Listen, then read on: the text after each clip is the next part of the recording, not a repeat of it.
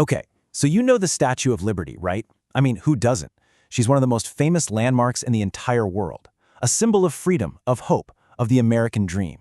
But what if I told you that this icon we all know so well is hiding some absolutely incredible secrets right in plain sight? Yeah, what if the story you think you know only scratches the surface? We're about to peel back the layers on this icon. And trust me, what we find is probably going to surprise you. A lot. Okay, for starters, that famous green color? Nope, not original. She actually started her life as a shiny copper brown. Yeah, just like a brand new penny. And get this, her home in New York Harbor, that was actually Plan B. Her entire design was originally meant for the Suez Canal in Egypt.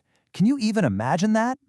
And maybe the most shocking thing of all, that incredible torch she's holding up for the whole world to see, it's a fake, a replacement.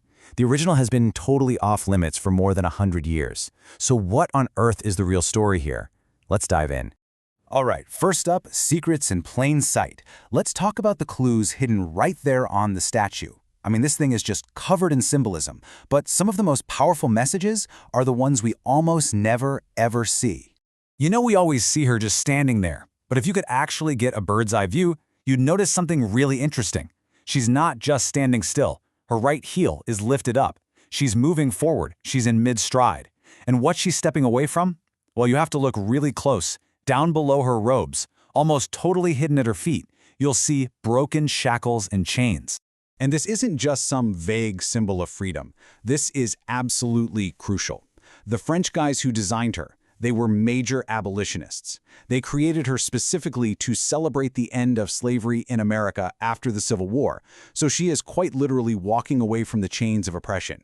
It's an incredibly powerful statement. So let's talk about that color change again. Like I said, she didn't always have that signature green look. When she showed up from France back in 1886, she was this brilliant, shiny copper color. But over the next 20 years or so, the New York air and rain did their thing. A chemical reaction called oxidation. It created this green layer, a patina. And what's really cool is that this green patina actually acts like a protective shield for the original copper underneath. Pretty neat, right?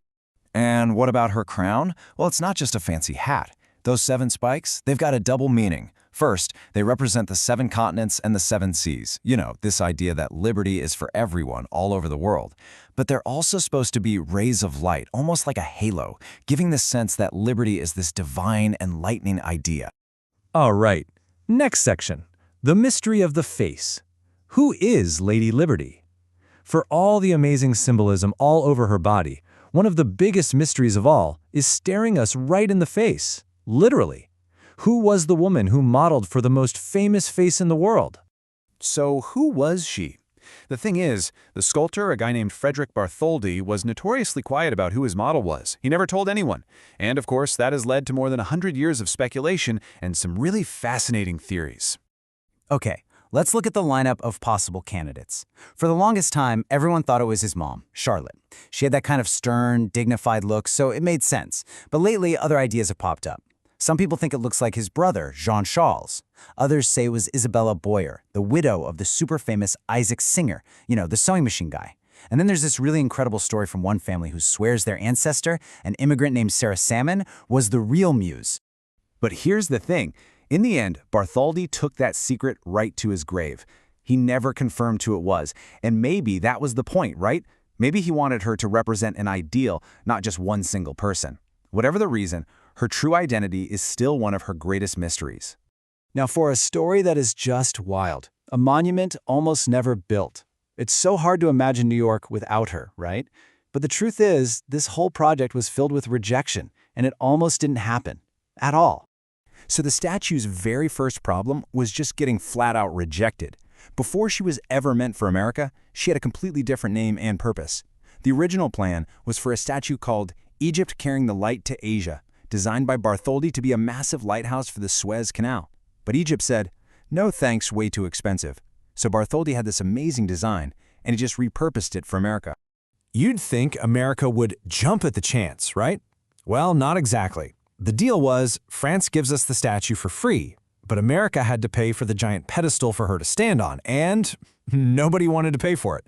Fundraising completely stalled out. We're talking Congress, the state of New York. They both said no to funding it. The entire project was about to fall apart. And that's when a hero enters the story.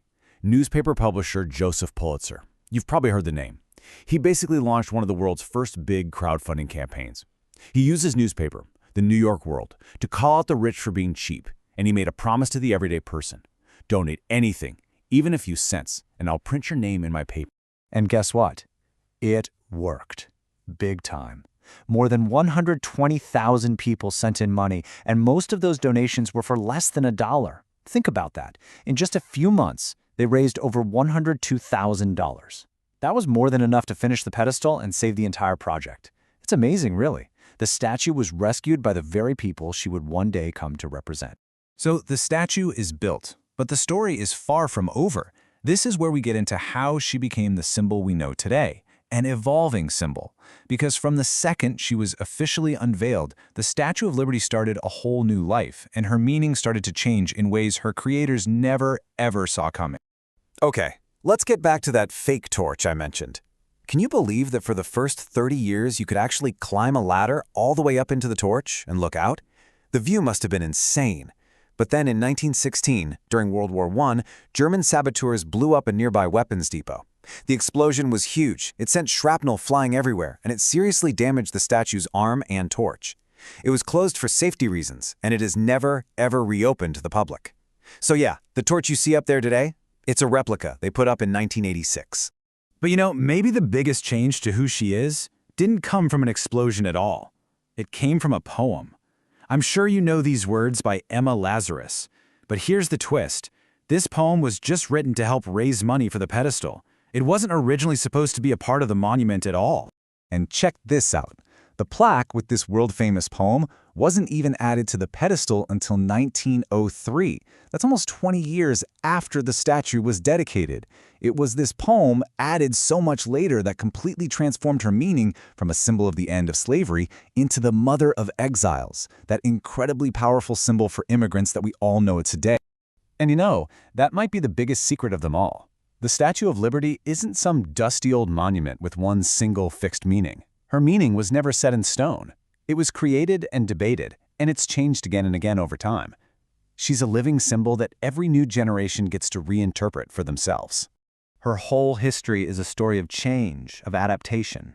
And that leaves us with one last, pretty big question to think about, doesn't it? As we all move into the future, what new meanings are we going to find in that silent gaze and that famous torch? What will she come to mean for us?